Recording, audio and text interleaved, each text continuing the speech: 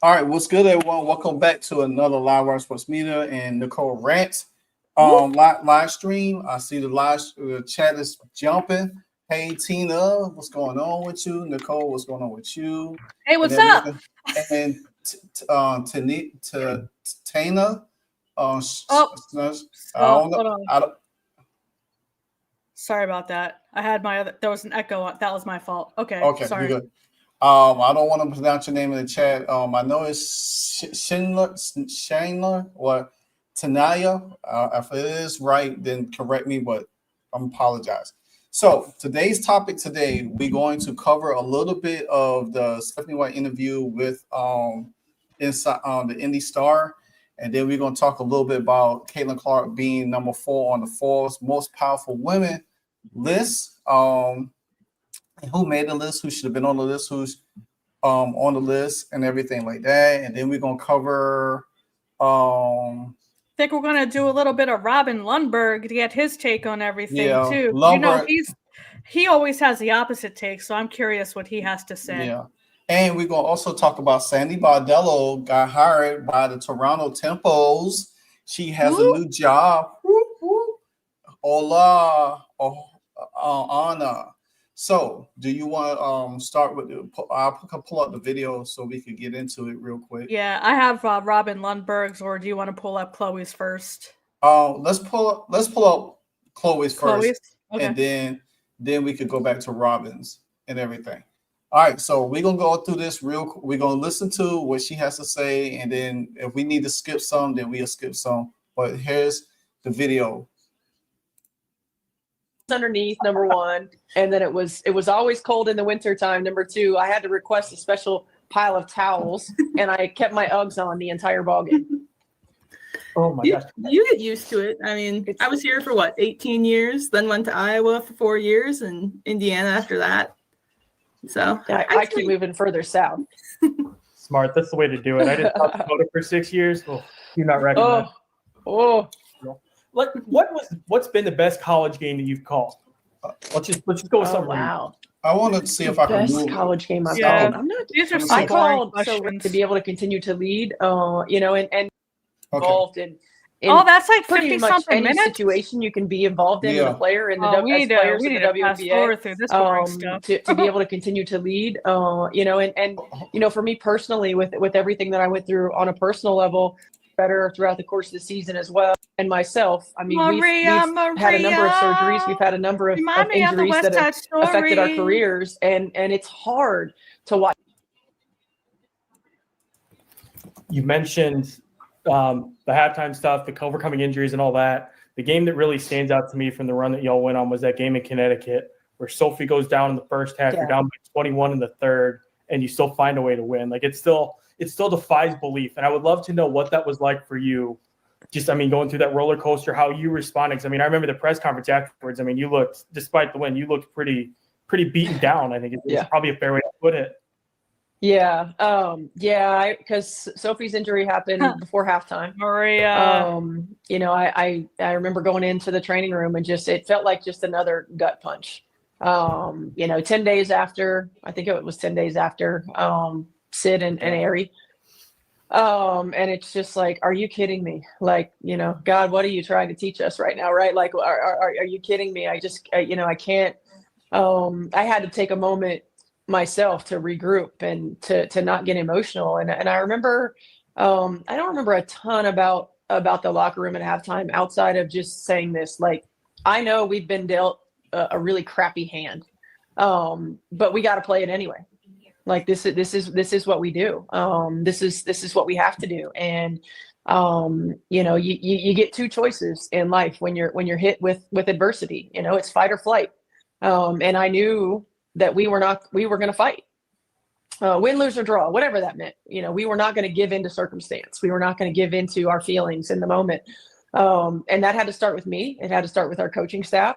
And then we just had a group who was able to find their way through that. In that moment, I thought Bree Turner, who hadn't played a lot, who had been out of the rotation up until that moment, she was always the ultimate pro, though, stayed ready always, so she didn't have to get ready. And we went to her in the second half, and she changed the momentum of the game for us defensively, with her length, with her athleticism. And not everybody can be ready in those moments, and she was. And I thought she really spearheaded our effort in that second half. And I think it showed our group, what we're capable of doing. It doesn't matter the score, it doesn't matter the circumstance. We just have to come together. And whether we win or not, how we play and how we represent everybody that we had lost up until that point mattered. And we had to keep showing up in that way. And this group did that. In the moment, how do you keep yourself from getting down? Because, the players are going to follow your lead. So if you get down and look like, I feel like even just for a second, you're starting to lose hope a little bit, that could. I want to pause for a second because. Thank God.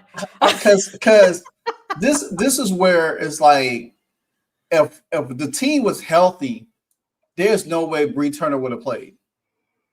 There's no way she would have played. And I know she said, well, she stayed ready. She was the ultimate pro. But at the end of the day, you got to look at it like this. And I feel like she gains in everybody and just not, getting to the most important point. And the thing about them, Chloe and Hank, they not going to ask her the tough question. They just going to ask subliminal questions for her to get easy conversation off. You know what I'm saying? They're not going to ask her serious questions. I'm gonna see if I can fast forward a little bit more and see if I could get. Well, she's just like a motivational speaker. She doesn't talk basketball. It's all like fluff and like all positive, just fluff. There's no substance to anything that Stephanie White says. Yeah, it's trying to go fluff. I'm trying to go through this transcript real quick so I can find what I really want to look. While he does that, does everyone like my new logo? I designed it like 10 minutes ago. I'm official now. I'm officially official. She official. Yeah, I made it. Hey, you did good. You did good. Look at you. I made it in life. Hey, when you could do everything on the run, that's good. I'm still trying to see something real quick. Yeah, I want to get to the good stuff. All right, hold on.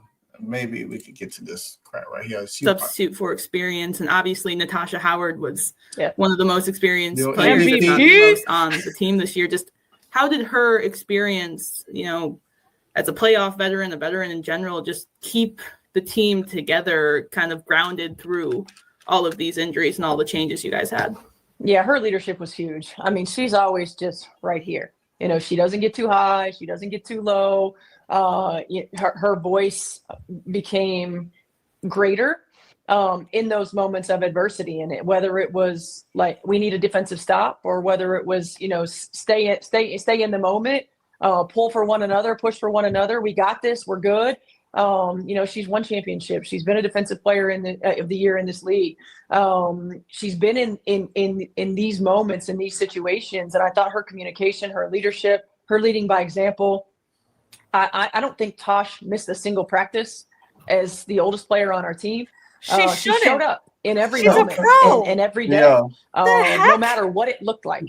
Right? When we're fatigued, when practice is going long, when we're playing back-to-backs, when we have 8 games in 12 days or whatever it ended up being, all of those moments, she showed up and she led by example. And then each time we hit a bit of adversity, her voice got louder. And I think her leadership, her experience, the ability for our team to lean on her in those moments, and her ability to lead in our locker room was huge. Circling back to the assistant coaches side of things, how involved are you in that process? Like, are you actively shopping them? Are coaches reaching out to you? Franchise reaching out to you? How does that look from your perspective? No, I'm not actively shopping them. No, look, this is part of it, right? Like every coach wants an opportunity to lead their own team.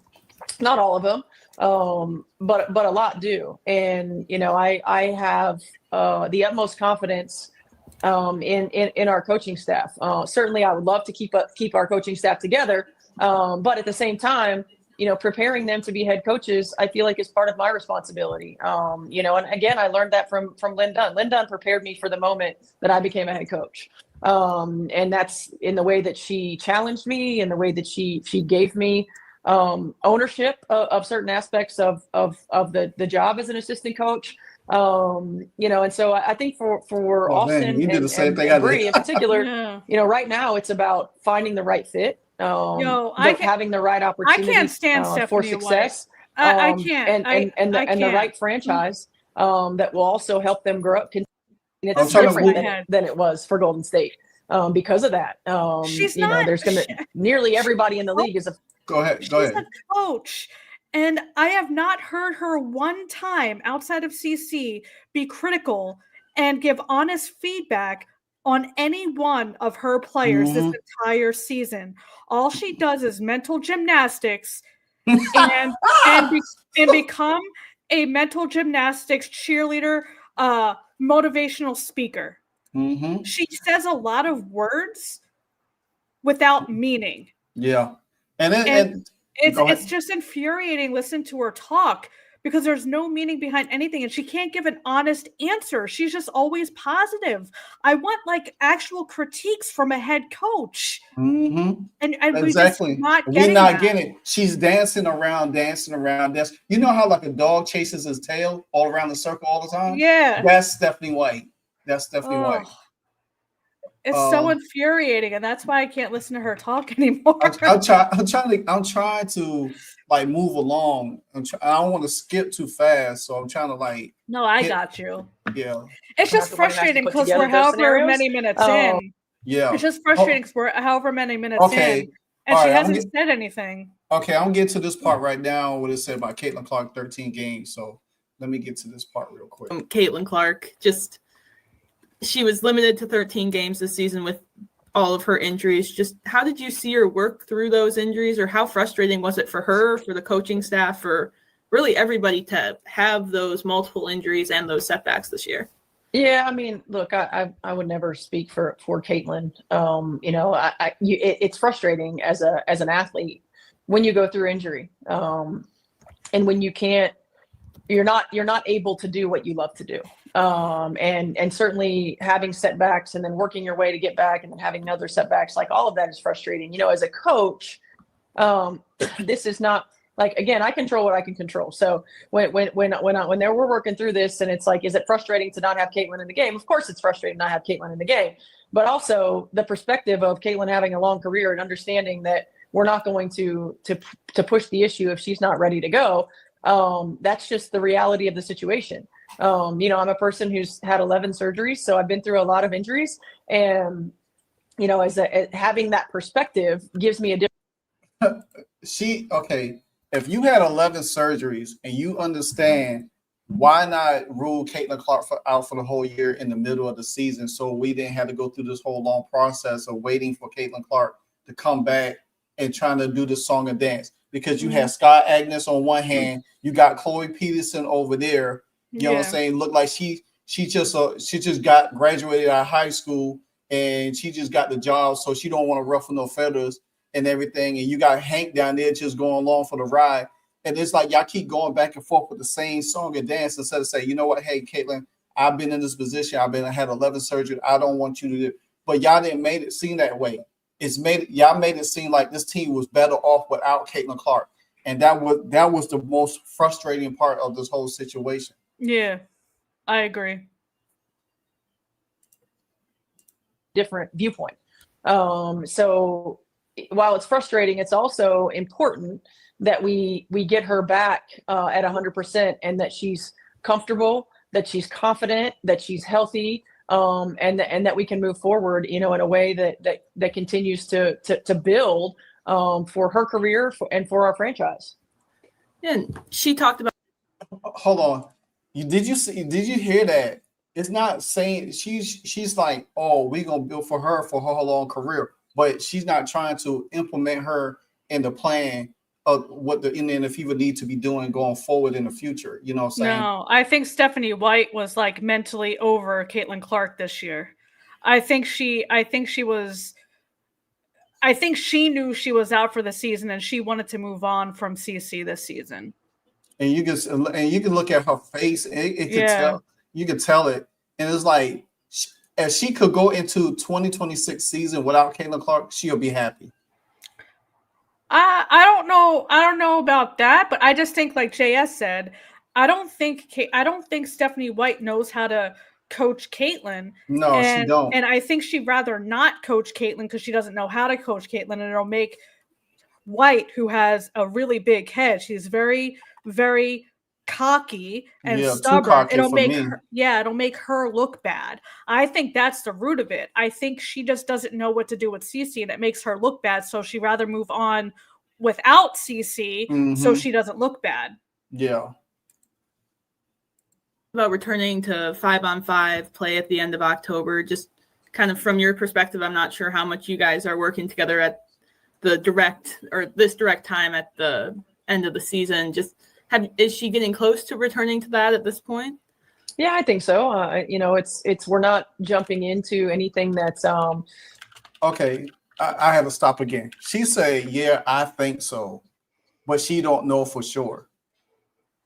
You gotta know what you gotta know what your star player is going through. You gotta be there. You gotta understand. Hey, if she's close to there, so like, well, no, she's not close, but she's working her way back. Don't say I think so. That just tells me right there you don't know what's going on with Caitlin Clark. She's not paying attention. She's checked out. Exactly. Yeah. That's too much, right? We have the ability right now to take it on a week by week basis, and doing some 3-on-3, doing some 2-on-2, building into 5-on-5. Her being able to play in game like situations is going to be important. It's been a long time building back into that, but it is October. She needs to be able to slowly build back so that from an endurance standpoint, she's laying a really good foundation. So that we're not having any setbacks or any regression, at the same time. And just as much as being on the floor and working on skill set and working on movement patterns is rhythm and timing and balance and all of those things. Now it's, instead of working on 1 to 2, 3, 2 things at a time, now it's 3 to 4 things at a time. Now we got decision-making and live action. We've got staying on balance. We've got changing direction. We've got explosiveness, all of these things. And oh, by the way, at like 90 to 100% instead of 50 to 60 to 70%, it will take some time, but we do have the opportunity right now to begin to lay that foundation. Yeah, and I know she worked with Keith a lot over last offseason, or a lot of Fever players worked with Keith too, and he was hit with the injury bug as well. Yeah. How are you guys just adjusting with that, or kind of bringing someone else in to work with, Caitlin and everyone else as well? Yeah, I mean, fortunately, Keith's walking now in a boot. I think he's going to be back in a shoe by the end of the month, so that's good. Now he's just not able to demonstrate. I kind of play out in the public eye. Yeah, I mean, look, I don't think that a lot of things that are thrown out around in social media and in whatever the conversations are Caitlin's life. I think people are talking about Caitlin, and projecting, whatever they feel at the time. So I think the most important thing, for me, when Jake was asking the question, is just that she's so mature beyond her years. I mean, the way that she handles celebrity, the way that she handles, being in the spotlight and competing at a high level, and really has, over the last however many years. I remember I was calling the Iowa game at Maryland her junior year, and I was staying at the same hotel as they were, and it was like a pro event, because at the hotel, like, fans were lined up out the door. They had to line to wall it off and fence it off, rope it off, the area. And at the time, I think I said it's like Taylor Swift 2.0. And it literally is like Taylor Swift 2.0. And because of that, her name gets thrown into a lot of conversations that have absolutely nothing to do with her or her interests, and or our team or sport or whatever. And she is a 23-year-old kid. That goes back to the Fisher Collier situation when she did that press conference.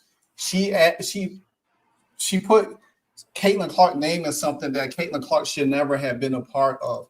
If you had an issue with Kathy Ingeberg, That should have been between you and Kathy. But you added Caitlin Clark's name because you knew that was going to draw the most attention and everything. Then you just slid in Paige and Angel Reese's name like it ain't like, oh well, let me add these two just in case somebody paying attention. But you knew how much it was. Even with ESPN, they keep throwing her Caitlin Clark's name in something all the time. But as you as an organization, y'all should come out and protect that and speak up for her, you know, or instead of just trying to get her. Caitlin is so media savvy, she can handle it herself. But y'all, as a coach, don't wait till the end of the season to talk about this. It's like, to me, Stephanie White is going on this I call it a political run, you know, of interviews now and want to speak all good about it. But you had all season to talk about stuff, you know what I'm saying? Even when during the time she was injured. What's your thoughts on it, Nikki?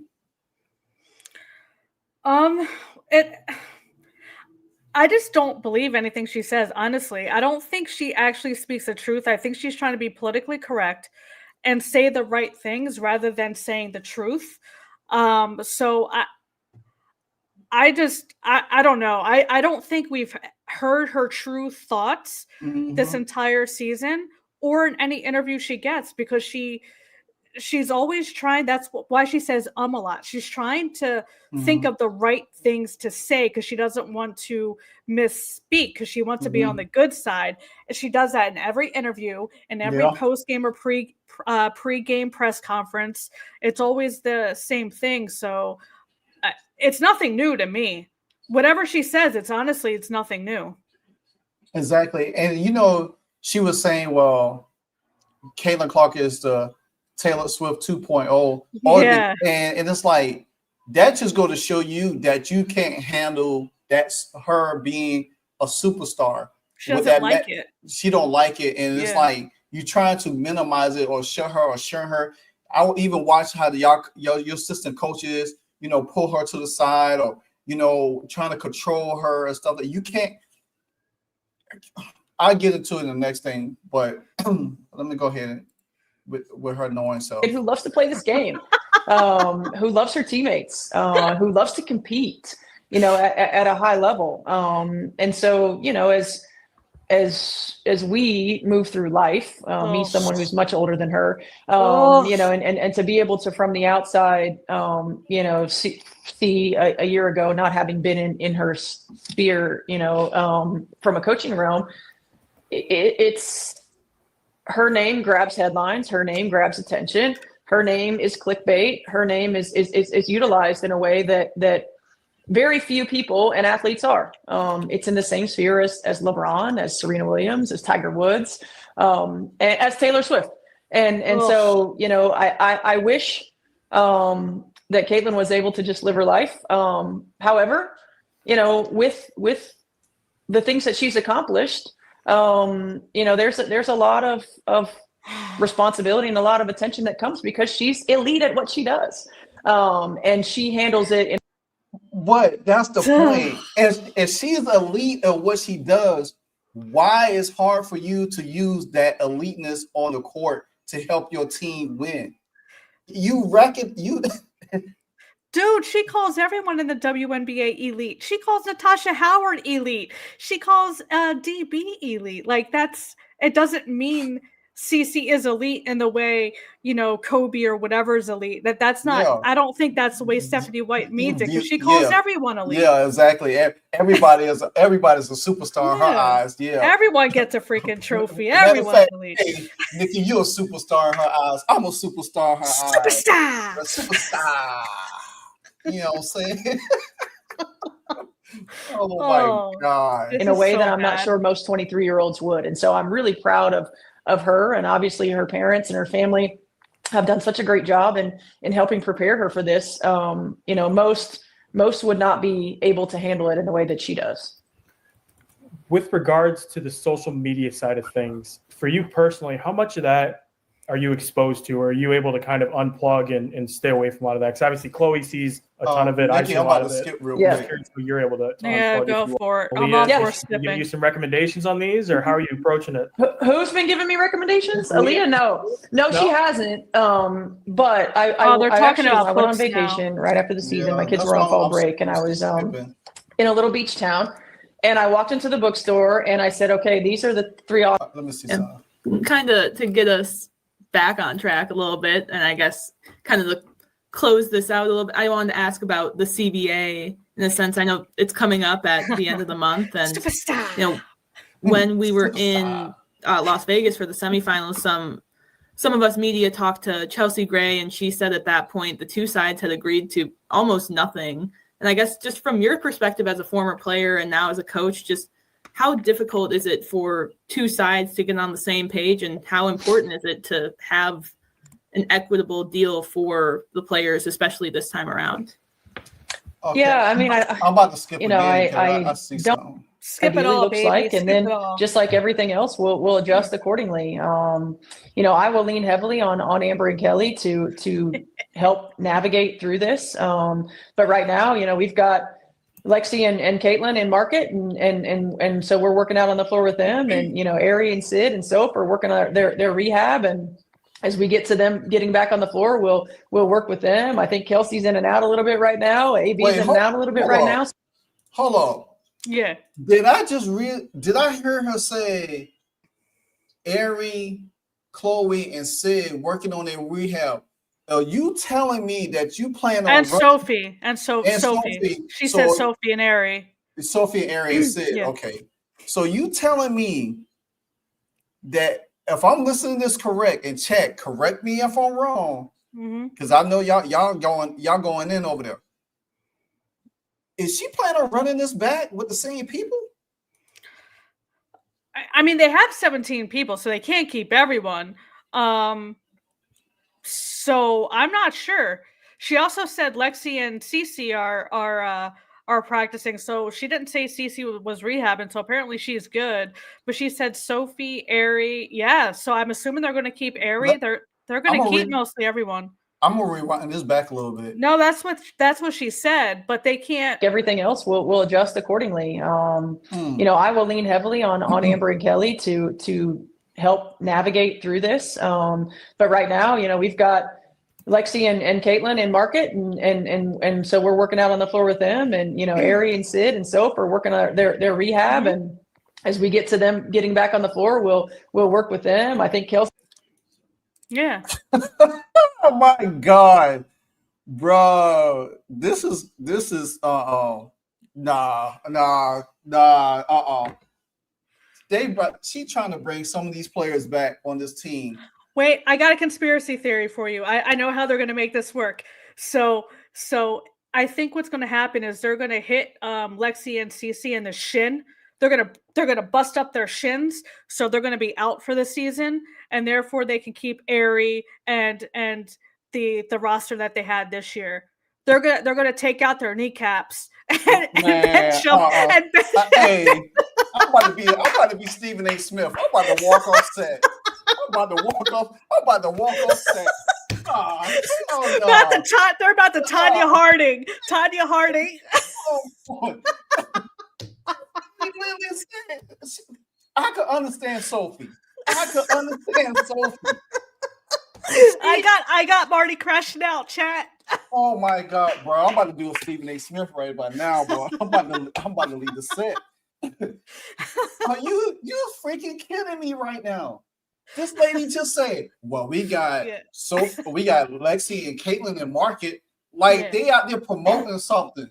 Like, no, they're just there and they're working out with the staff. Yeah. And then she's like, well, we got Aries, Sid, and Sophie working their way back to the floor.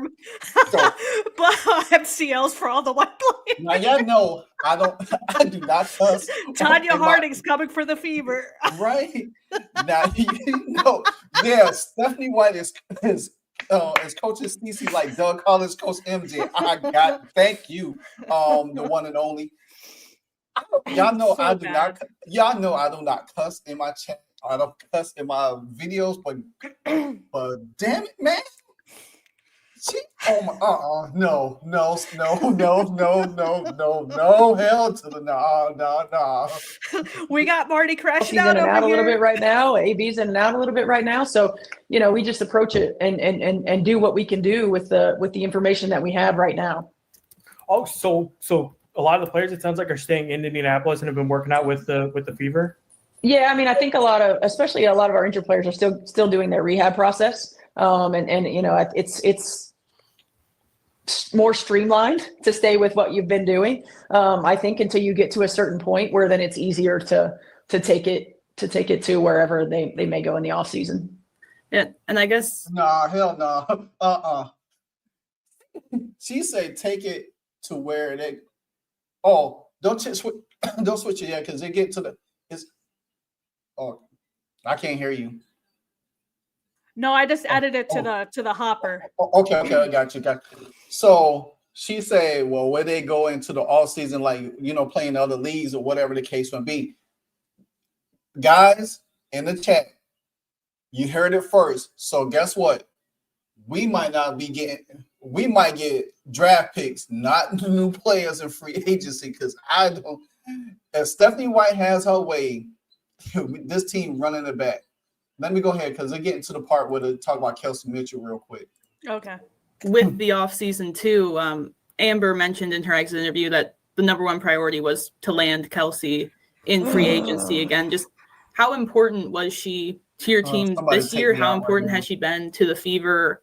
Obviously, the 8 years she's been with the franchise, and how badly do you want to keep her around? She was the number one priority a year ago, and she's the number one priority this year. She's been so important. And, I said this last year, Kelsey deserves to go through this stage of her Indiana Fever career.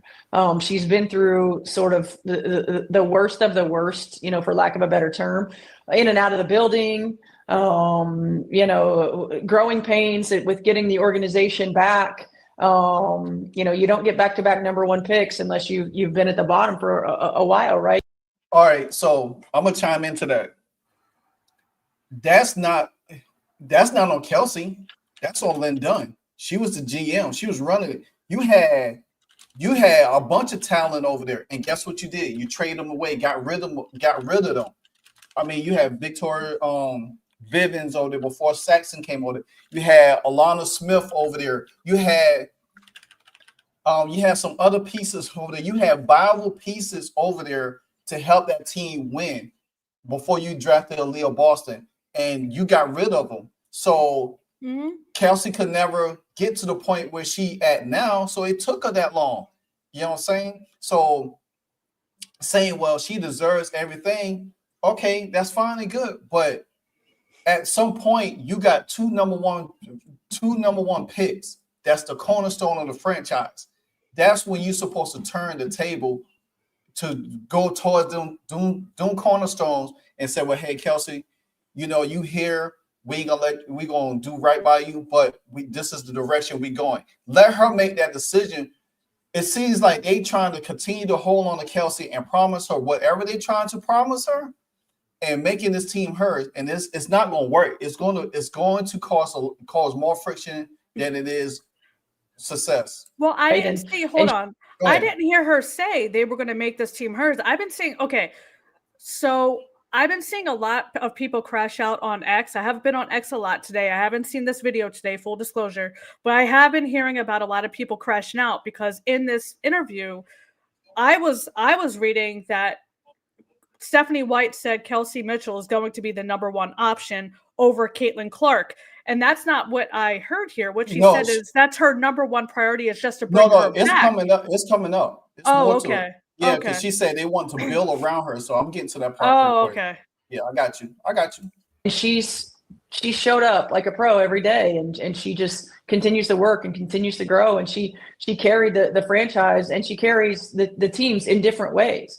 And she deserves the opportunity to do that. I mean, it's close to home. For her, we love her. We want to continue to build, around her and continue for her to have success. I thought she was so instrumental in everything. Oh, Okay. Yeah, Yo, that's why everybody's crashing out. We want to build around her, not Caitlin, not Aaliyah, but Kelsey Mitchell. You know what though? Hot take incoming. Yeah. All right, ready for this? Yeah. Okay. So even if they were one, they can't make Kelsey the number one option because they tried that for the last five or 6 years. Mm-hmm. And obviously it took 2 number 1 draft picks to get them to make the playoffs. So if they build around her, I actually wouldn't be mad at that because Caitlin Clark's still going to be the point guard. Kelsey Mitchell, it's not going to change their positions. But I actually wouldn't have a problem with that because they are similar players in the fast pace and all that. So I actually don't mind that because that would mean they're actually going to bring in players that can actually run the floor, not these old heads. So I actually am not 100% mad at that because I think that will still bring in the players this team needs to run the floor, and it's not going to take the ball out of Caitlin's hands. I don't know. I just have to wait and see how it plays out. That's why I said hot take because I think they're similar players in the pace. I have a strong faith, right? And my faith is strong, but oh my God, not right now. Not right now. Well, so, I'm not saying that she doesn't mean Kelsey's going to be the number one option. I actually don't know what she means, but if they're going to build a team around Kelsey Mitchell, which in my head means a fast-paced offense, I won't be mad at that because that's what we all wanted this year, and we got the complete opposite. So that's all I'm saying is that if by that she means a fast-paced offense, that's what we need. So why not do the same for Caitlin Clark? It's the same thing. Yeah, that's why I'm saying. That's why I said hot. That's why I said hot take, and that's why I said I don't agree with building around Kelsey, but at the same time, I think it'll still bring in the right pieces. This is all I'm saying. So I'm gonna read Truth thing, and this for me, you, Nikki. He said, "Livewire and Nikki, can you please tell me if you know of Truth and Consequences post last week on here was true about for what he has said, and he has early repeated that Simon had talking to these 3 stooges, Mo, Larry, and Curly, and." So if that's true, we gotta wait till the 2026 season to see what effect it takes place because I can't go on it now. I'm just going on what she's saying this in an interview, but it could be totally something different once the season starts. And the same with Tina. She says it means Kelsey Mitchell is Batman. That's not. So I don't agree with Kelsey being the number one option because, like I said, it didn't work the last time. She is not a go-to person. She is not going to bring the team where it needs to go. Exactly. But what all I'm saying is that if they're going to bring in the pieces that fit Kelsey's game, those same pieces will also fit Caitlin's game. That's all I'm saying is they're still going to bring in the right pieces. Now, if Kelsey Mitchell is going to be the number one option, then that's bull caca.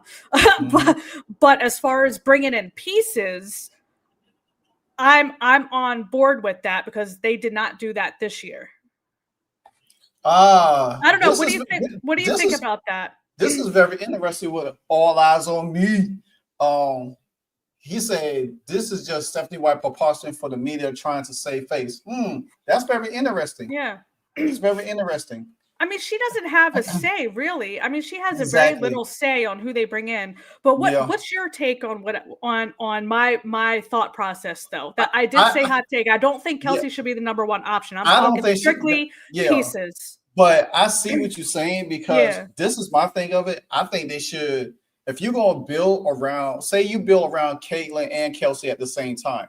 Yeah. Find pieces that mesh with both of their styles. Right. Where it could be more fluent. Instead of saying, well, I want to build around Kelsey Mitchell. But then anybody that's listened to this interview is going to take it where you're not incorporating Caitlin, neither Aaliyah Boston. You know I agree. Yeah. And it's all about Kelsey Mitchell.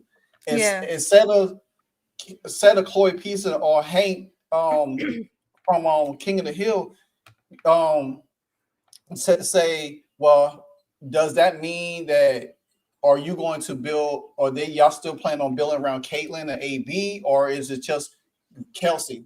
That follow-up questions like that need to be answered. So dead question and allow her to ram it all, because you need to stick her, you need to jam her up in her question to make her clarify a little bit more.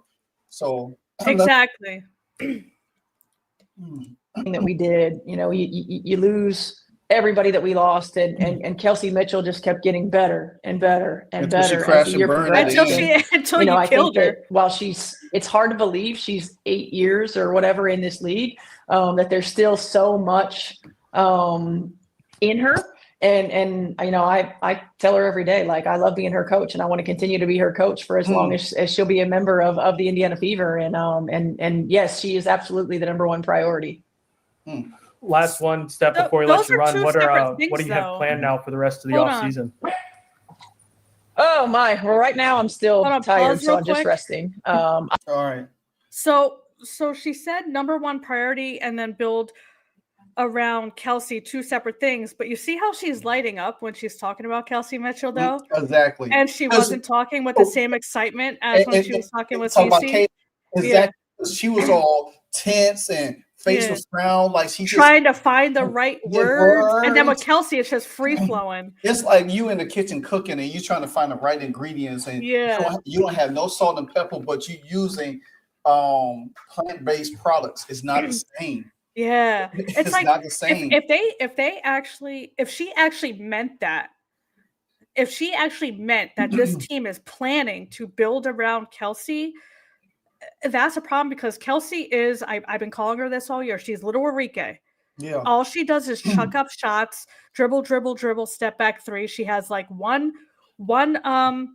speed, and that's it. And that's going to be a detriment to this team. It's going to kill Caitlin Clark if she takes the ball out of CC's hands and then relies on Kelsey to run the offense. This team and Caitlin's career is doomed. And it's going to continue to hurt Aaliyah Boston. It's going to hurt what's Caitlin, and Lexi. Yeah. And see, this is another thing too that I look at, is that Kelsey's age. She's 20. I think she's 29. She's about to be 30 on November the 12th. Yeah. And people say, well, she was in her prime. No, she's already had a foot injury and when Caitlin got drafted the first year, she didn't play in the preseason. And she had a hurt finger. She had a hurt finger last year. Yeah. So she already, all right, there we go. Truth in concert. Hey, Truth, the chat wants to know the situation with the Simon talking to Stephanie White, Kelly Crisscross, and Amber Cox. So can you put it up there and break it down for everybody in chat so we could be on the same page? Because I'm sure you listened to this interview with Stephanie Whiteside and everything. Stephanie Whiteside. So, but you can go ahead and switch it to Robin Blazin Lindbergh. Yeah. Oh God. Add to stage. Wait. All right, I can't stand Robin, but so this is Robin Lundberg. He did a video. Neither Marty and I watch this. It's Stephanie White clearly cares about Caitlin Clark. Now, Robin Lundberg always has interesting takes, so I thought it would be interesting to hear his take, and then Marty and I can kind of put the pieces together and put our 2 cents in. Caitlin Clark's sophomore WNBA season, it's more what could have been than what was, right? And what we missed due to the injuries. And obviously Clark was hurt pretty bad, the ankle injury, the fact that she didn't make it back for the playoffs. And Stephanie White has said she's still working her way back to 5-on-5, hopefully by the end of the month. So, Oh, thanks for the super chat, Peggy. CC agent is no joke. She will have heads roll. Man, she needs to fire her agent. Well, she need to get the cracker, because she ain't been doing nothing. And Natisha Carlier is her number one, and Enrique Umawali is on her. So she needs to jump to it. Like Dominique Malonga did, fire that agent. A long process there. the highlights that we did get were compelling and telling and show you the joy that she brings to the court, whether it was, hitting that shot over Breanna Stewart and the laughs that inspired, or even in the preseason, the logo shot over Team Brazil, or the touchdown pass to Sophie Cunningham. All those things that are so amazing and why you look forward to the future, but you lament a little bit the fact of the past that Clark couldn't be there with the bunch that made the run. And the team itself shared some of the highlights and footage from this past season, including that touchdown pass to Sophie Cunningham that I just referenced, which was off of a block shot here. Get it out. Gets it back. That was nice. What? Why? Why is it always speaking that? Touchdown fever, courtesy of Ryan Rucco. And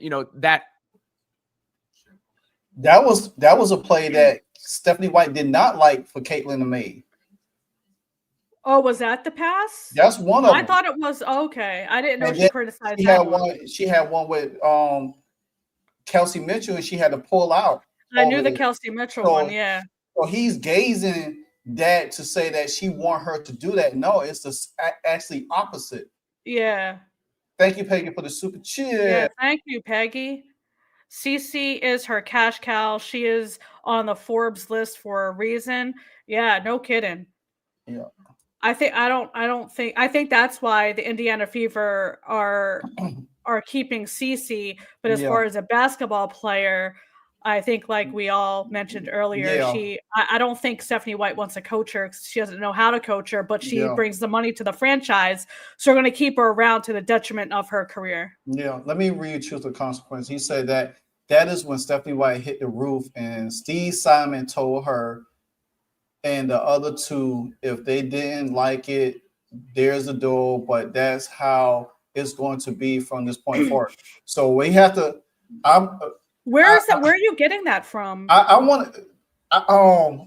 Is there any way you could find a link or find me information on that so I can know?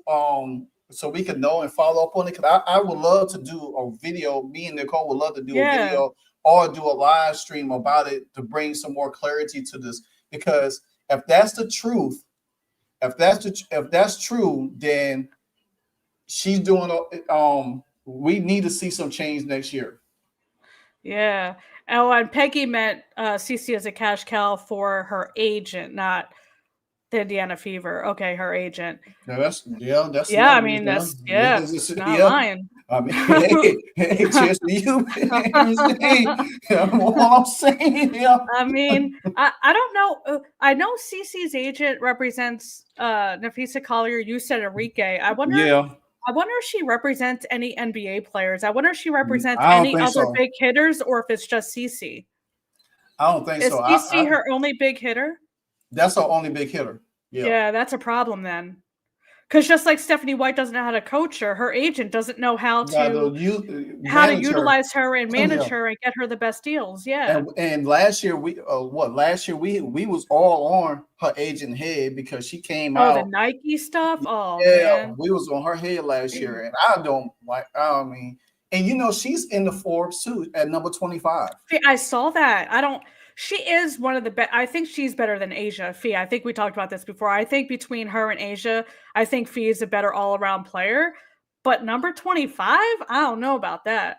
No, I'm saying the agent, Erin Kane, is ranked number 25 with the most powerful women in that Forbes list. I want to know who she represents. Yeah, I think the only reason why she up there is because of Caitlin Clark. CC and probably Fee, but Fee's stock probably dropped since one of the reasons why Fee and Breanna Stewart is on that list is because of Unrivaled. That's true. That's true. They would never been on that list at all. Yeah. Man. It is part of what makes Clark so compelling on the basketball court, and then there's all the other highlights, and they shared a 20-minute. He's not saying anything about Stephanie White caring about Caitlin Clark. This is just making a case of why she is. This makes no sense. Let me see if I can fast forward if he makes any actual valid points or if this is a fluff video. Yeah, but he does it. But it sometimes it gets hijacked to a certain extent. And Stephanie White was on the Fever Insider show with Chloe and Brian, and I'll link their full show in the description. But she talked about that a little bit, and before she had said that Caitlyn is a pawn in other people's games, a pawn, if you will. Fever Insider with Chloe and Hank. It says here, but his first name, Brian, or at least according to his handle there. Look, I don't think that a lot of things that are thrown out around in social media and in whatever the conversations are Caitlyn's life. I think people are talking about Caitlyn and projecting whatever they feel at the time. I think the most important thing for me when Jake was asking the question is just that she's so mature beyond her years. I mean, the way that she handles celebrity, the way that she handles being in the spotlight and competing at a high level, and really has over the last however many years. I remember I was calling the Iowa game at Maryland, her things that she's accomplished. There's a lot. And Caitlin Clark is just a 23-year-old young woman who loves to play basketball. But Stephanie White got at something there a little bit when she's talking about the Taylor Swift 2.0 or the crowds that were following Caitlin in her junior year. She said, Caitlin really burst on the scene in a lot of ways. There was the Michigan game with the viral highlights. And then there was that NCAA tournament run in her junior year against Louisville, against South Carolina. Those huge performances before the Angel Reese moment, which took things to another level. And then her senior year, which had the crossover at Kinnick. And then obviously they go back to the national championship game, all those ratings, records. And then she goes on to the WNBA. And people seem to forget sometimes the origin story, right? They make the story whatever they want it to be. And a lot of times, again, that is exclusive to social media. I've made this point plenty of times before, the people why Caitlin Clark's name generates the headlines that Stephanie White, alluded to, because it was her game that brought people. Yeah, it's fluff. He's not, he hasn't made a case on anything having to do with Stephanie White outside of just showing the same clips we just watched. He hasn't said anything. Yeah, he hasn't said anything. I don't know, chat. What do you guys think? Do you think Robin's takes are quite interesting, and I think his takes are also a lot of fluff. Yeah, this was just a nose, because this is what I think Robin did, right? He probably seen a lot of videos of how Stephanie White favors Kelsey Mitchell over Caitlin Clark. So he wants to spin the narrative and say that Stephanie White cares about Cece. No, that's not the case, because if you really listen to the video and listen to what she's saying, her mood changes from Caitlin Clark until she talks about Aaliyah and Kelsey Mitchell. It's not the same moods. Her mood don't light up. Matter of fact, let's go back a week ago. She did an interview at the right after they did their exit interview. She called herself trying to acknowledge Caitlin Clark by wearing Caitlin Clark's shirt in the interview. And people said, "Oh, see, she cares about Caitlin. She wearing her shirt." No, that's propaganda. That is propaganda. You trying to make yourself look good in the public eye and trying to make like you really down for Caitlin Clark. No, you're not. Because if that's what's the case, you will be saying, "Hey, we love what Caitlin Clark does on the floor. We need her on the floor. We want to get her back on the floor so we can make a championship run." All of this stuff. It was the clear opposite of everything that she's saying. And then when you talk about her, it's like it hurts you. It's like you feel like you about to pass out trying to talk about Caitlin Clark, and it shouldn't be that way. You're about to pass out. Yo, I did a poll on my channel just for shits and giggles. It hasn't been running very long. I did, does Stephanie White want Kelsey over Cece? I mean, does she want to keep Kelsey over Cece? As 67% said yes and 33% said no. That's crazy. That's crazy. I might do a poll. That's crazy. I might do a poll. Great. Like, do you think? What do you think about that? Do you think Stephanie White would rather keep Kelsey and get rid of Cece, or do you prefer? And we talked about this. We just talked about this a couple of nights ago. That if she had a choice, when we did the reaction live, we said if Cece didn't draw as much money and revenue and eyes on the game that she does right now, I promise you money on the table that they would just try to trade her to get something for her, to get who they wanted to. You know what I'm saying? Yeah. Say for instance, if her and Paige had came out the same year, CeCe still would have gone number one. CeCe would have went number one, but knowing that the Fever franchise how it is, Retro, she wants you to get a pole in your lounge. Hey, as long as y'all come and dance on it, I'm not. Oh my God. Sing. I'll drop the beat. Oh my God. CeCe has to protect her, a brand to protect. She's not going to publish rock the boat. Wait. Thank you, Paige. I said that so many times, and this is what people keep saying. Well, she need to speak up. She's not doing this. She's actually media trained. She needs to protect her brand because any little thing people will be using against her and say, "Oh, well, see, with this, she ain't doing this." She can't win or lose in the situation. You know what I'm saying? It's a no win for her. Yeah, 100%. And she's a true professional. And outside of a handful of WNBA players, she's one of the few with an actual personal brand to protect. And going back to her agent, Ed White, I think this is new for women's sports, right? CeCe is the first in women's basketball to garner the attention to the level of a Michael Jordan level attention, Tiger Woods and all that, who she's typically compared to. And I just don't think they know how to handle it. I heard last year the Indiana Fever front office pulled Lisa Bluter in. I wish Stephanie White would have done that this year because honestly, I don't think Stephanie White is the right coach for CeCe, only because I think she's stubborn. She doesn't want to play her system, play away from her system, and I don't think she knows how to coach a player that is of CeCe's caliber. And I think that's a problem. And same with her agent. I mean, Fee's a great player, but she is nowhere near the level of CeCe. And if CeCe's her only client that's of her level and she has no male basketball players, that's going to hurt CeCe in the long term when it comes to deals and doing what's best for her career because they don't know how to manage it. Yeah, UTP, she can speak up as she wants to, but the blowback about it is detrimental. So she has to straddle what her words say. If she start coming out being like like how Asia Wilson doing with her, how they talking to the media, guess what? She's gonna get so much. She's gonna get so much blowback. Retro's funny.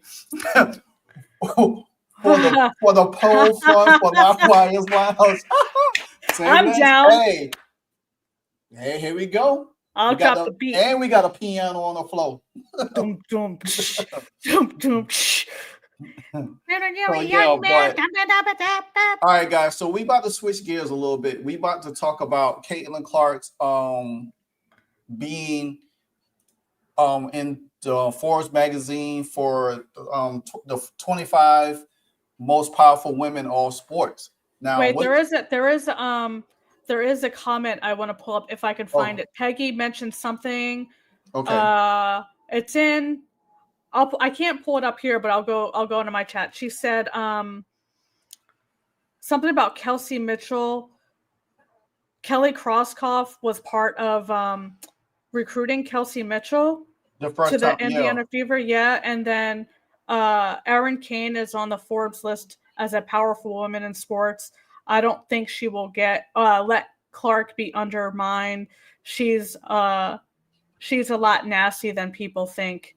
Yeah, that's interesting. I didn't know that Kelly was part of recruiting. She was there. But that must have been when Kelly was there the first time. Yeah, well, she was there the first time and everything like that. And then Lynn Dunn took over and everything like that. So, because she went to help. This is why I don't understand what Kelly Crisscross Ackerman, you was there doing a championship run, then you went to the Indiana Pacers and helped that team build up to what it is. Yeah. How can you come back and not do the same thing and drop the ball so bad? Yeah.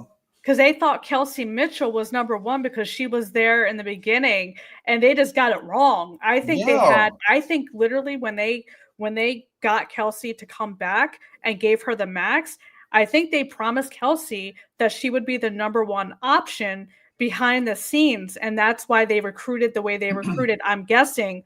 But yeah, they dropped the ball. She dropped the ball big time. Oh yeah, definitely dropped the ball. Definitely dropped the ball.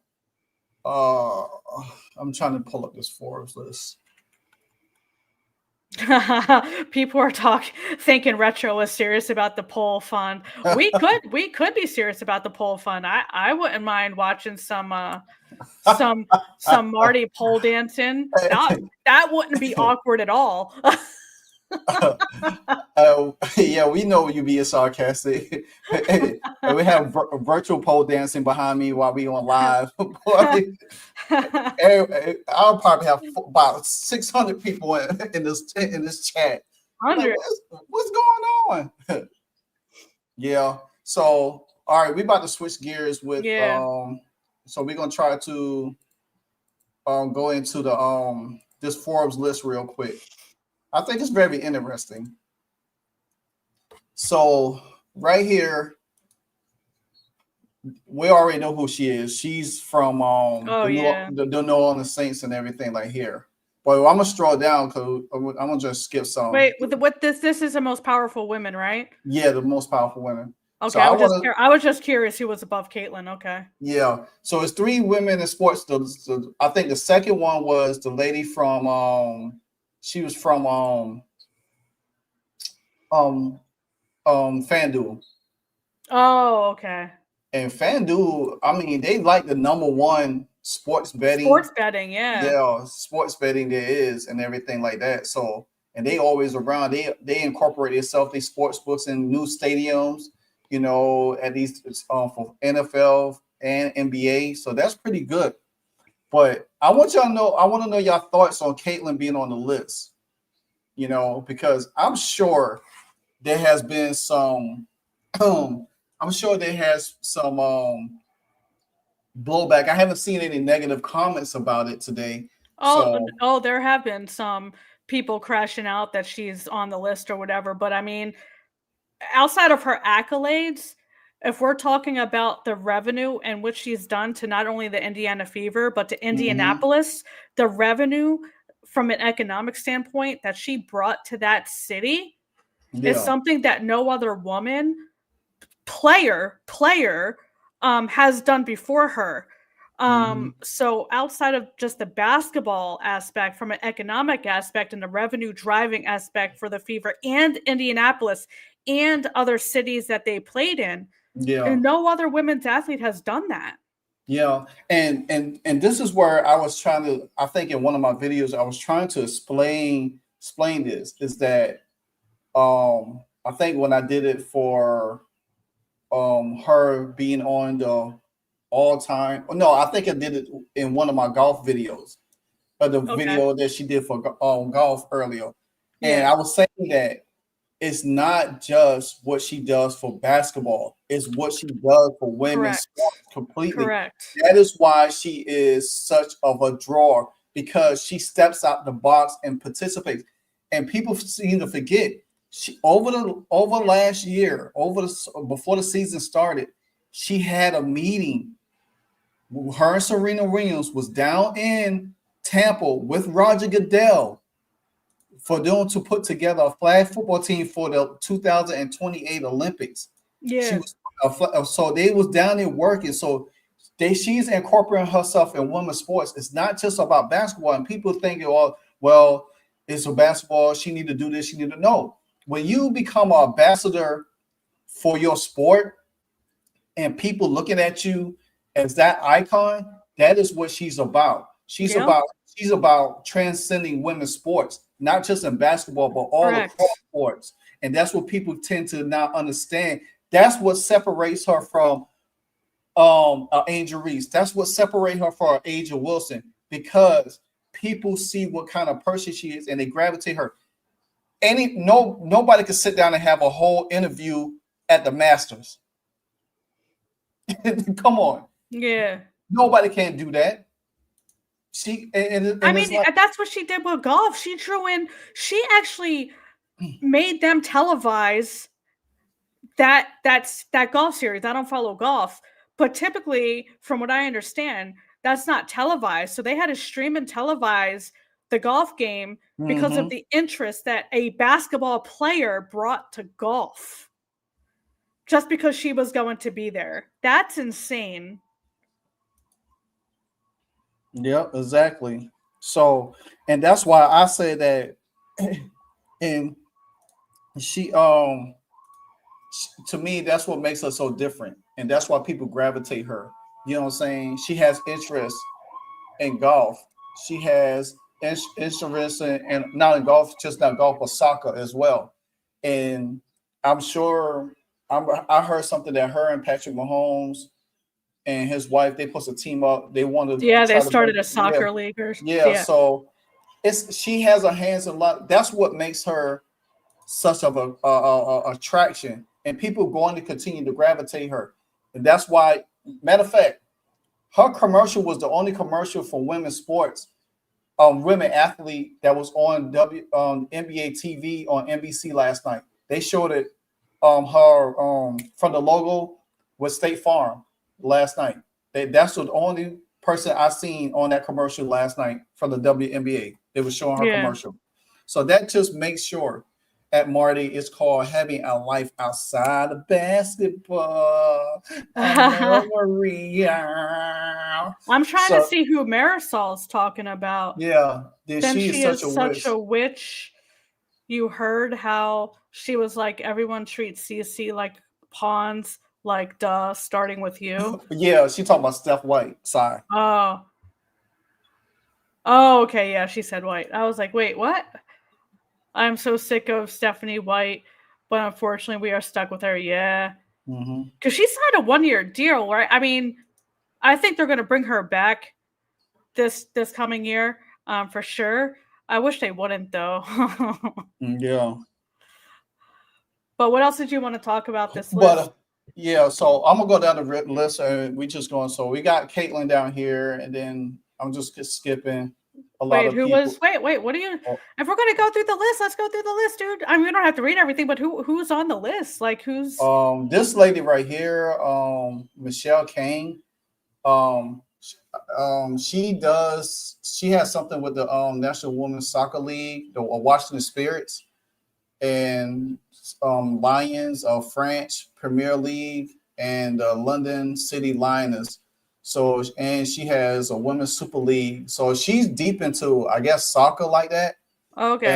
We don't have to read what everyone does. I'm just curious who's actually on it. Like, as you scroll. Yeah, she's a founder and CEO of Canadian Sports International, majority owner of the Washington Spirit, OL Lioness Feminine, and London City Lioness. So that's pretty good. Then you got Rena Anderson, Executive Vice President, Chief Revenue Officer from the NFL. Wow. Interesting. Very interesting. Probably one of the only female execs in the NFL. Probably so, for the NFL, yeah. Exactly.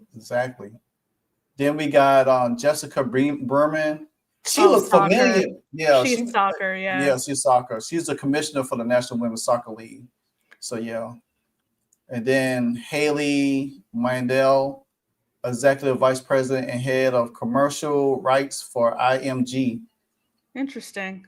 I know. So she does a lot of different things. She spearheaded the National Soccer League into deals with CBS, ESPN, Amazon, and Scripps for help driving television revenues up to $18.7 million in 2024. Wow, that's she. They need her in the WNBA. Oh, no kidding, dude. They need her in the WNBA and make her the commissioner. I guarantee you she gets some stuff done. And then we had the unrivaled. She's number 9? They're number 9? They number 9. Yo, for real? Yeah, they number 9. And the only reason why they number 9 because Forbes have an interest in unrivaled. So yeah, that's what I saw in that and everything like that. Dang. So And then this lady for Liberty right here. Yeah. So she's in there. I just gonna call her Claire. Co-owner, yeah. Yeah, she co-owner. And I just heard they got some new investors too. Interesting. Yeah, they got some new investors today. Did they get a coach yet? Not yet. Yeah, I didn't think so. They're probably gonna get somebody from the NBA watch. We'll see. And then you got Serena Williams. Wow, she's dropping. Yeah. Her stock is dropping. But she's still powerful. There's number 11. Number 11. I think she would have been higher if they didn't have those rival ladies in there and everything like that. I still don't agree with them being that high. Iron Rival wasn't, from a revenue standpoint and a viewership standpoint. Yeah. I don't know that I would call that super successful, but we'll see what happens with year 2. And then you think about it, in that little column that I just had with them, it says they 340 valuation was from other investors pouring in. So they didn't even make that money. Everybody kept saying, well, they made that. Everybody kept saying they made that money. And I was the one on there that said, no, they making that money because people is investing in there. You know what I'm saying? Because they got to pay that back. So, yeah. So, and then we got Amy Adams Strunk. Tennessee Titans. Okay. Yeah, owner of the Tennessee Titans, and owner and investor. So, and then you know what? And the guy that just passed, Jim Irsay, his wife done took over the team now, and for the Colts, and she be on the field all the time. So yeah, she'll probably be up there next year, and then we got Coco. Oh, Coco. Okay. Coco in here. So she's been doing great. Interesting. Yeah, she's been doing good though, and everything. And then we got Cindy Paulo Cone. She's president of the United States Soccer Federation and everything like that. So that's pretty good. Pretty good. Then next we got A1 herself, Asia Wilson. Oh God, how is she number 15? Well, I knew why she would have been up there because they're launching her shoe, and then that 6 year So no, there's a lot of Paige Beckers has a shoe. There's a lot of but I'm saying she had Sabrina's got a shoe. No, it's not just a shoe. It's her having that. She got that extension deal. Right before her shoe. Her shoe. What drop. Extension for Nike? Yeah, for Nike. Okay, yeah, she got an extension. So I guess because of the money that she's made and her shoe. I mean, I ain't a fan of her shoe because I heard people. Some people like it. Some people don't like it. I just ain't my cup of tea. Yeah. Ain't my cup of tea at all. So I don't even. Me personally, I don't even know how. I don't even see how she make the deals anyway. But that's what I'm saying. Like, so there's a lot of people got shoes. If it's just about shoes, like there's Sabrina's more popular than Asia. And then they say that that's what I was saying. I was gonna get to that. Then they say she wrote a book. I wrote a book. I wrote a book. See? I wrote a book for real. I did too. It's on Amazon. Yeah, I know. See, look at us. And we sitting here behind. Where's my number 15? I know you should have been up there. No matter of fact, you should have been number 1. I object. Man, I can't right now. I can't with you. I object. I object. Yeah. And we got Rosalina Durant, no relation to Kevin Durant. Oh, I was going to ask. Executive Vice President of ESPN. Wow. No wonder Stephen A. get paid all that money. You know what I'm saying? So yeah. Oh, well, hold on. And then she's shaping it.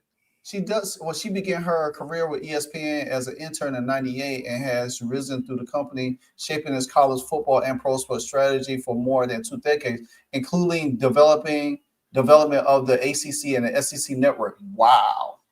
I did not know that. I'm telling you, man, ain't nothing like having a strong woman behind your back. And then we got Carol Norton, not kin to Norton from the Honeymooners.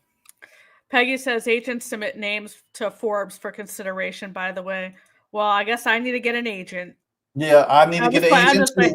I just don't know. I don't know. I don't agree with Asia. I mean, it's fine if she's on the list, but number 15, I don't know. Yeah, she should have been 20. Yeah, like this person has 280 million, and there's no way in hell Asia is worth that much or brings that much economic power to anything. Exactly. No way. Because Caitlyn generates 8.1 million herself. So plus 28 million or 30 million for the city of Indianapolis, not counting all the other cities it goes to, what she does in the communities, and plus all these other things she does. Like, dang. And then here we go, Simone Biles. Now, wow. She should have been, to me, she should have been up there too. Yeah. So, and because she just won a gold medal in the Olympics. That's crazy. And then we got Portia Archer, number 20, the CEO for WTA. I guess that's tennis. So, that World Tennis Association. Yeah. Mm-hmm. Then we got Dawn Staley at number 20. Philly girl. Dawn Staley, she just got she got more money. I think she has signed an extension with the South Carolina. Oh she's just from USC alone. She's getting millions. Yeah, she's one of the highest paid coaches. Exactly. And then we got Nelly. I don't know who that is. She's golfer. Yeah, this is the girl that Corda that Cece was with. Yeah, they about to play together. She got big partnerships. She got Nike, TaylorMade, Goodman, Sketch, BMW, who I work for, Cisco, Delta, and T-Mobile. My phone service, baby. Whoop. Mm-hmm. I don't know. You're related to BMW. I don't relate to something. Yeah. Then we got Becky Hammond. Becky Hamhock. Yo, did you see Becky Hammond dancing? Oh, I don't want to see it no more. No, I do not want to see her do that no more. And then I went and looked at how old she is. I was like, golly. How old is she? I think she's 49 or something like that. I was like, you should not be. Yeah. I was like, what is she doing? She still got moves though. I was like, and then I think she's the highest. If somebody said that she's the highest paid coach in the even above Cheryl Reeve. Yeah, I think she's the highest. Okay, Cheryl Reeve's got to be number 2 then, because those two are the two best coaches in the W. Nate Tibbs up there too. What's that? Nate Tibbs, he's up there too. Oh, probably. Yeah, and then but I think because of the Aces won 3 titles, and then they value of the team is now $340 million from $34 million what they did. So then Billie Jean. Oh, of course. So yeah. The pioneer for tennis, man. Yeah. The only one who actually went head to head legit against a guy. Yeah. So she lost, but it was actually a tighter game than everyone expected, though. Yeah, she 81, still doing good. Then we got Val Ackerman. Okay, Chad, help me out. If I'm correct, then Val Ackerman was the president of the WNBA. Well, I can look it up during that time, they didn't never have a commissioner. They should have presidents. And I think she was a president of the WNBA at one point in time. Oops. Let me see. Yeah, she was the first president of the WNBA from 1996 to 2005. That's when the league started. That's when the league first started. Okay, I knew I was correct. I remember her. I thought I wasn't tripping. Yeah. Good call, right. Dude. And we got Erin Kane looking like Sweetie Todd up here. Woo! Woo! Mm-mm. Erin Kane become one of the most influential agents in women's basketball, representing some of the biggest stars. Yeah, who? And actually vice president of Excel Sports Management. Yeah. Who does she represent? She has a roster that includes Caitlin Clark, who secured a Nike deal that reported to be $28 million over 8 years. Should have been more than I should. And she also has Nafisha Collier, Arike Omawale, softball icon Jeannie Finch. Kane built her reputation by launching Octon WNBA practice and later founded the Clarion Agency dedicated solely to women's sports. So she doesn't have. So Caitlin Clark's her biggest name. That's what I was thinking. Yeah. She doesn't. So she's managing Caitlyn just like any other person that she. Yeah, that's why then, because she doesn't know how to manage her because she's never had a big name like that. Yeah, and that's wild. That is so wild. And then the bad thing about it is that and if that's your only agent, and say for instance that Nafisha Carter decided to say, you know what, I want to go with another agent. You could not get another agent, or you cannot get another player, because Caitlin Clark is your biggest star, and you would have to put time and energy into that biggest star. Yeah. So, and to me, I mean, and sometimes, it depends on how she's going to rep Caitlin Clark for the next couple of years. It's going to be detrimental. It's going to be good. I mean, it's going to be interesting to see, rather, and everything like that. So now we about to switch gears and talk about Sandy. Why? If anybody know that Greece terminology.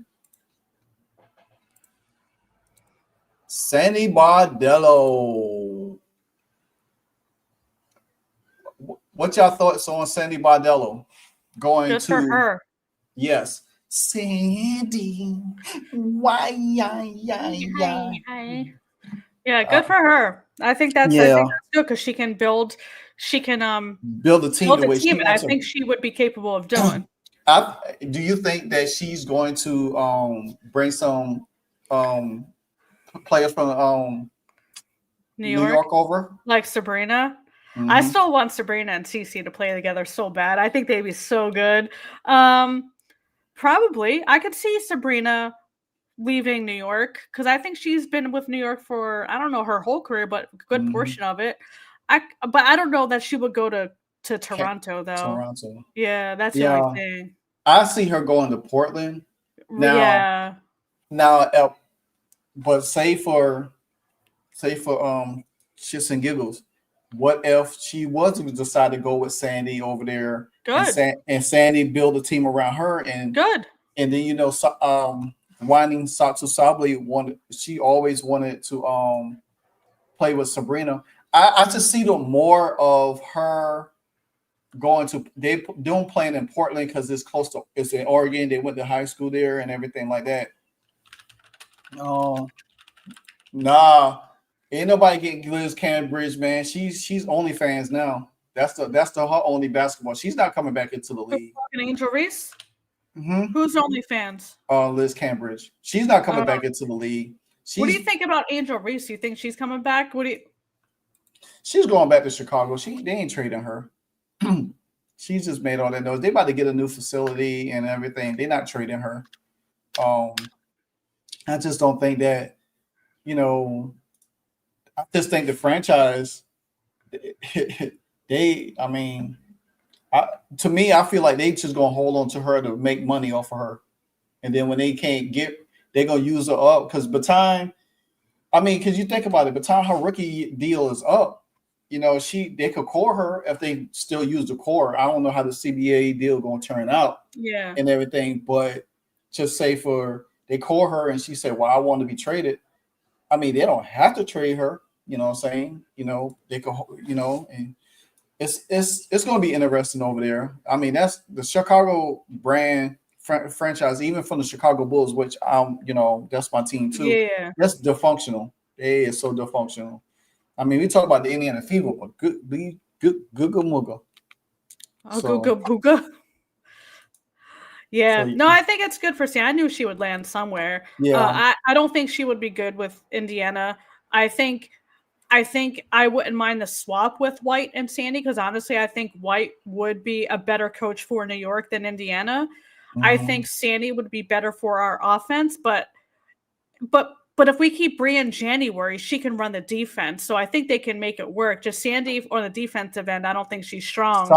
But on the offensive end, she knows to run it through CC, and I think this offense would look better. And I think Stephanie White would look better over because Stephanie White is not a terrible coach in her system. It's an old school system. Yeah, it just she need all players. She just need all players to run this. Yeah.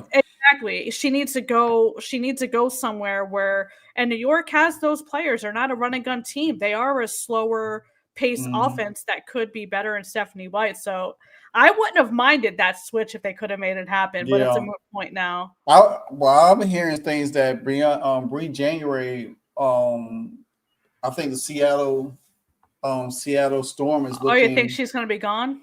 Yeah, I think she played with them before. So they probably be looking at to get her, as one of the coaching. That's a shame. I like her as an assistant. Yeah.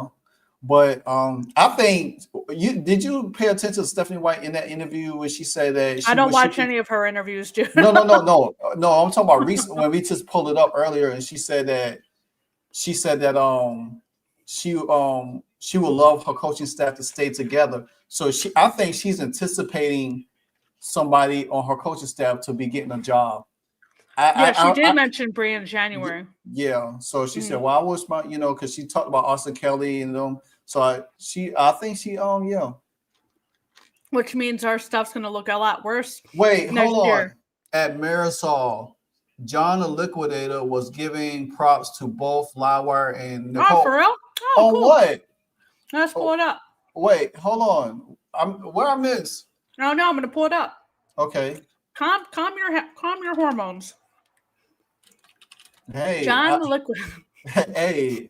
Hey. I follow John's stuff a lot, and he is clickbaity though. Yeah, but hey, the dude work hard. I can't knock his hustle. No, I watch his videos. Yeah, he talk about. I don't know which video. Can you let us know which video and I'll pull it up? Yeah, hold on. Because he puts out multiple videos a day. It can't. Which video did he give me and Nicole props on? He said, I'll pull it up. He said at Marisol, John was giving props to both Livewire and things. So yeah, I wanna, and y'all need to check out my Hannah Stokely video I just did with Indiana. Y'all need to be hyping that video up. I did that video. Y'all need to start showing some love to some Iowa videos I've been dropping. Oh, what's up, Colleen? How's it going? Thanks for joining in. You missed the interview reaction with Stephanie White. Or I wouldn't say you missed it. Yeah, no one told us the video because he does like 5 videos a day. Yeah. 1, 2, 3, 4. He's done 4 videos just today, so I don't know which one. No. Yeah. Well, I'm gonna have to go through them all and listen to it. Yeah, if someone in the chat, John the Liquidator, that's wrong. If someone in the chat knows what video, one of them today, not sure which one, but it's in the beginning. Let me see.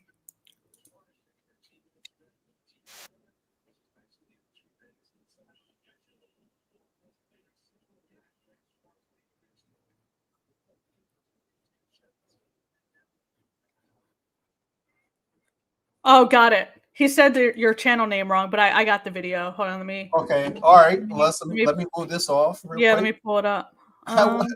He got your channel name wrong, which is quite funny. All right, hold on. Let me rewind it a little bit.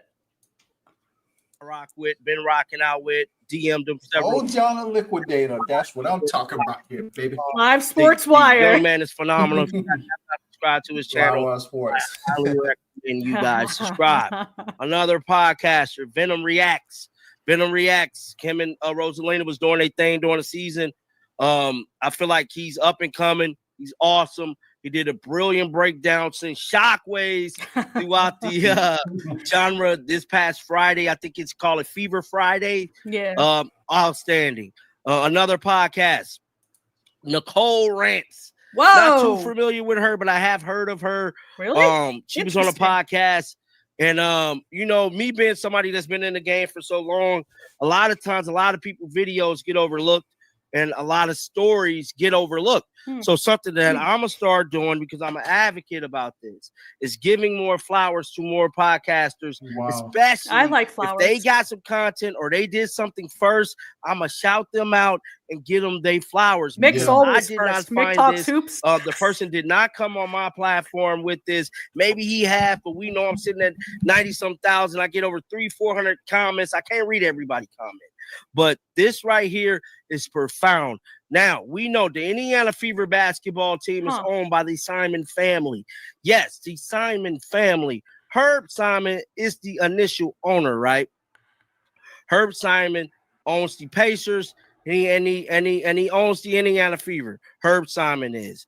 Now, right? Now, we know Caitlin Clark, when they drafted Caitlin Clark, she was the biggest name in all of sports. Coming out of Iowa, she was the hottest thing smoking. I said this yesterday, and I've said this before. Caitlin Clark's trajectory was out of here. So, I mean, something like we never seen before. Her coming out of college, man. I've been here. I synced it. And it was just a remarkable feat just to see this young lady come from Iowa, do what she's able to do on the basketball court. We wanted to see more of that.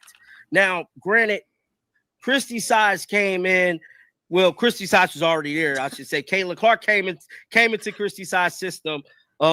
Started off rocky, started off real rocky, started off shaky. Now, what I'm doing here is I'm painting you guys a picture of how we got here today. And I'm going to try to get through this as fast as I can because there's a lot of information that I want to share with you guys. But she got drafted, boom, bow, Christy Size. Y'all know the Olympic break, blah, blah, blah, blah, blah. All that stuff happened. She got snubbed, big storyline. Now, what transpired in the second half of the season was that Christy Size came to the realization that she needed to run Caitlin's system and run through Caitlin. And guess what happened? They instantly started winning, and they made the playoffs for the first time in a mighty long time. Now, with that being said, Christy Size unfortunately was let go by the Indiana Fever organization. Now, she was paid, you know what I'm saying?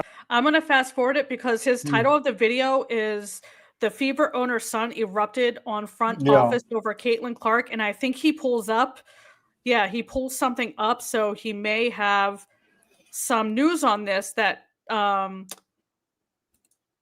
we've been hearing. So, with that being said, let's jump right into this thing. This is Herb Simon. This is Herb Simon. A lot of you guys might not know this. Let's see. Herb Simon is 90 years old. Dang. He's 90 years old. No, a lot of you guys might not have known that. But yeah, Herb Simon is 90 years old. Filthy rich. You really think Herb Simon is running Pacers Entertainment and Pacers stuff? Or do y'all think his grandkids is running the show? Or his kids? I don't know. Look at Jerry He's Jones. 90 years old. Herb Simon is. Isn't now, Jerry Jones let's fast forward. Oh, yeah. Jerry Jones about 200. Yeah. Let's pull this up here. So Herb Simon got 8 kids. Damn. He got 8 kids. I'm sorry. I cat's out the bag. Stephen Howard Simon. Who is this guy? Who is Stephen Howard Simon? Yeah, you look just like him. There you go on that, right? Stephen Howard Simon, right? Let's pull him up. Let's pull him up right here, man. So this is Stephen Howard Simon. What do we see? Oh my God. Stephen, happy journalist, Pacers. See how we make a good team? Now, most of these billionaires, they're not going to have followers. Yeah, we got called out. He's rich. He's filthy rich. But this is Stephen Simon. Yo, Rudy Rants, one of his subscribers was in his chat saying I stole his name. They're like, hey, there's someone named Nicole Rant. I was like, dude, you look at my content. It has nothing to do with what you do. Yeah, I'm like, in rants, rants, that's common. But yeah, I got called out in his chat. I thought it was funny. That's too funny. So I was trying to listen to Lance talk about Kate. Yeah, he wants your autograph. Hey, I got you. I wanted to hear hear with John where he shouted our name out. That's why I was trying to. Well, I don't know if this is clickbait. Yeah, see, I just want to hear this part. I want to hear if he has actual news of that happening, but fast forwarding, it doesn't look like it. We'll just hear this little bit and then we'll cut it off. I'm just curious if he actually says something about this, like where he's going with the Simon thing. And from what I'm about to show you, Stephen Simon allegedly, it's the guy that runs Pacers Entertainment. Oh, that's that owns the Indiana Fever. He's the real boss. He's Amber and Kelly boss. Okay. Amber now, Kelly boss. I was sent this information. Now we all know Venom. Yeah, he's just gonna go through his video. He doesn't have. I was just trying to see him. Yeah. I wanted to hear. But then I saw the title of the video. I was like, oh, does he have actual information of this happening? But yeah, of course, it's clickbaity as usual. No, because everybody said he has shout out name, so I just want to hear him shout out name out. That's what I was trying to get to. Yeah. But Venom said he set fire to the internet with that, boy. Dude. For real. He sure did. He set fire to it. Lewis said we're hilarious. Oh, thank you. Hey, cuz man. Hey, this is no stress podcast over here, baby. Yeah, we just chilling. We chill. Ain't no stress over here.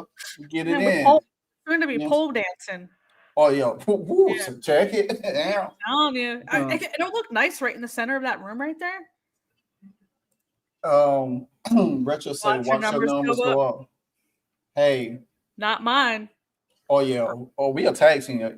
I'm controversial over here.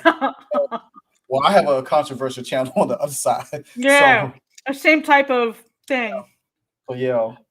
But, I mean, it's good, man. It just goes to this is what, like, and this is for y'all in the chat, because me and Nicole, we teamed out of nowhere and we built our chemistry, you know what I'm saying? And we have fun. We laugh, we joke, we kick it and everything. But none of this can't be possible without y'all, because y'all come and support us. Y'all come there. Y'all be waiting for us to drop content. You be making it more fun. Y'all make it more fun. Y'all definitely come in there and just like give y'all intake. And sometimes we bring people on stage and it just, everybody has their opinion. And sometimes, you know, we all have different opinion, but at the same time, at the end of the day, it's all love, you know. And and rather a lot of the YouTuber, not a lot, but I mean, rather some people clickbait, it's stories. You know what I'm saying? It's just like writing a column or a blog. A lot of writing and blogs are clickbait. You know what I'm saying? And it's the same thing. But I'm never going to knock somebody's work, you know, because they do, even though it gets them what they get to. Right. I'm different. I put in the different type of work and effort to make my channel successful.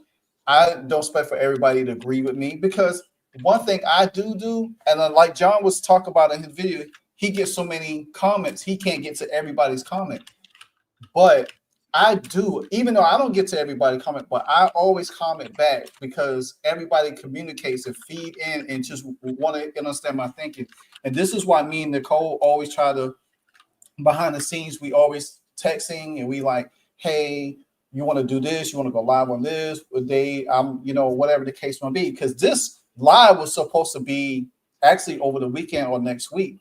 But, when I got back from vacation. Yeah, but she had free time and she said, okay, boom, let's do it. So I said, hey, let's do it. Let's throw something together. So thank you, Lewis. I appreciate you so much. Thank you. And it's just that, you know, I just feel like my job is to stay authentic in myself and bring y'all great content. You know, to me, my numbers is going to do what it does, because I don't sit there and it's just like, I got to get this number of subscribers. Yeah, I'm almost at 10,000 subscribers, and I also hit over 2 million views on my channel. So therefore, congrats, dude. I'm trying to hit 2K.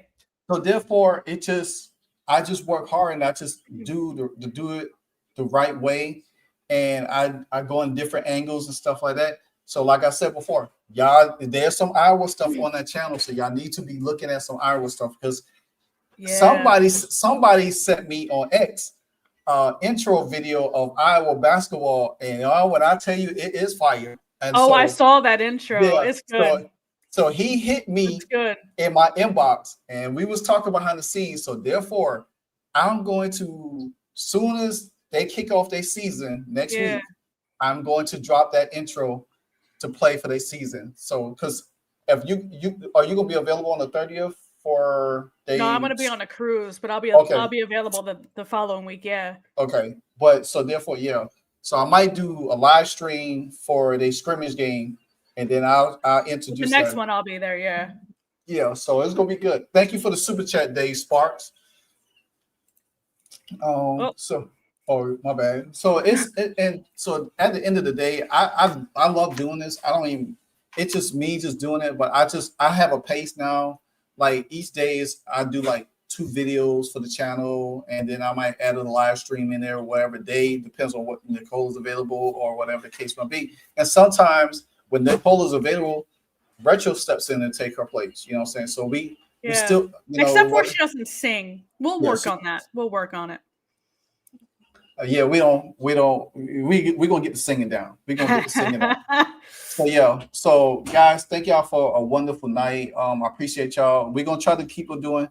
Oh, and Marty, I never agree with you. I love you, bro. I love you too, Eminem. Oh wait. I'll ask the question. How do you guys How do you guys feel about the owner calling in Kelly, Amber, and Stephanie, telling them that it's CC's team, and Stephanie being upset about it? I still don't know where everyone's getting this information from.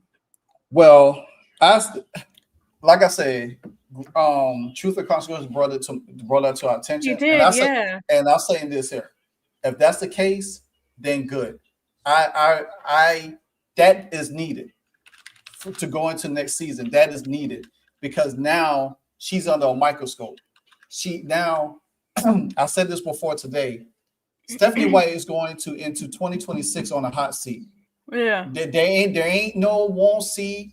There ain't no cold seat on the bench. There ain't no heaters blowing. She's coming in on a hot seat. And the hot seat means that if they talk to her, she has to do whatever. She can say whatever she want to do in these podcast interviews she's doing, because there's only just Indiana beat writers that she's doing it for. Yeah. So it don't really hold too much weight to me.